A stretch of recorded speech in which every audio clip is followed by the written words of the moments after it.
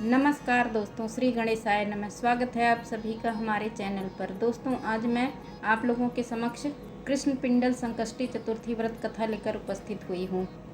दोस्तों, प्रत्येक महीने में 2 चतुर्थी आती है, कृष्ण पक्ष और शुक्ल पक्ष। कृष्ण पक्ष की चतुर्थी को संकष्टी और शुक्ल पक्ष की चतुर्थी को विनायकी चतुर्थी कहते हैं। हर महीने की चतुर्थी के अलग अलग नाम होते हैं। जैसे आषाढ़ माह की कृष्ण पक्ष चतुर्थी को कृष्ण पिंडल संकष्टी कहते हैं। दोस्तों, अलग अलग संकष्टी के अलग अलग महत्व होते हैं। कृष्ण पिंडल संकष्टी चतुर्थी व्रत कथा। दोस्तों, आषाढ़ महीने की चतुर्थी को गणेश जी का नाम लंबोदर है। द्वापर युग के महिष्मती नगरी में महिजीत नामक राजा था। वह बड़ा प्रतापी और पुण्यवान था। वह प्रजा का पालन संतान की तरह करता था, परंतु वह खुद संतानहीन था। दोस्तों, समय व्यतीत होता चला गया और राजा की आयु क्षीण होती चली गई। राजा बूढ़ा हो गया, किंतु उसे संतान न प्राप्त हुई। तदुपरांत राजा ने विद्वान ब्राह्मणों, ज्ञानी जनों एवं प्रजा से इस विषय पर विचार विमर्श किया। विद्वान ब्राह्मणों और प्रजाओं ने राजा से कहा, हे राजन, हम लोग वह सभी प्रयत्न करेंगे जिससे आपके वंश की वृद्धि हो। ऐसा कहकर सभी ब्राह्मण चले गए। वन में प्रजा और ब्राह्मणों को एक मुनि श्रेष्ठ तपस्या में लीन नजर आए। उनका नाम लोमस ऋषि था। प्रजा एवं ज्ञानी जन त्रिकालदर्शी महर्षि लोमस के दर्शन करने लगे और उनका आदर सत्कार करने लगे। दोस्तों, इसके बाद प्रजा ने कहा, हे ऋषिवर, हम लोग के दुख का कारण सुनिए। अपने कष्ट के निवारण हेतु हम लोग आपके समक्ष आए हैं। दोस्तों, तब महर्षि लोमस ने पूछा, सज्जनों, आप लोग यहाँ किस कामना से उपस्थित हुए हैं?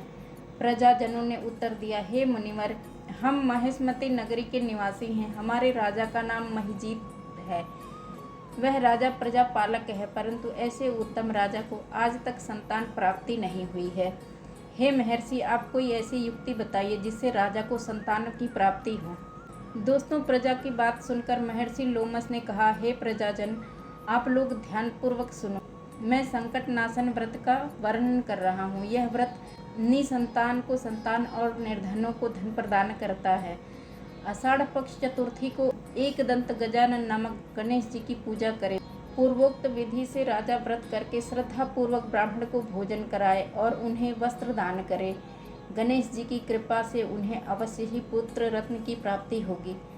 दोस्तों, महर्षि लोमस की यह बात सुनकर सभी लोग हाथ जोड़कर खड़े हुए। नतमस्तक होकर दंडवत प्रणाम करके समस्त प्रजाजन नगर में लौट आए।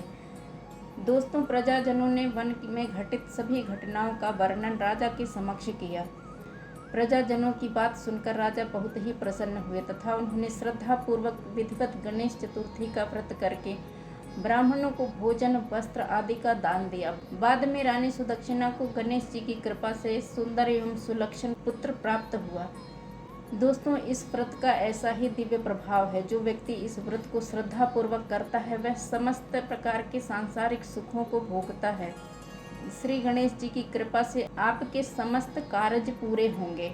दोस्तों, कथा अच्छी लगी हो तो लाइक करें, चैनल को सब्सक्राइब जरूर करें। धन्यवाद दोस्तों। श्री गणेशाय नमः।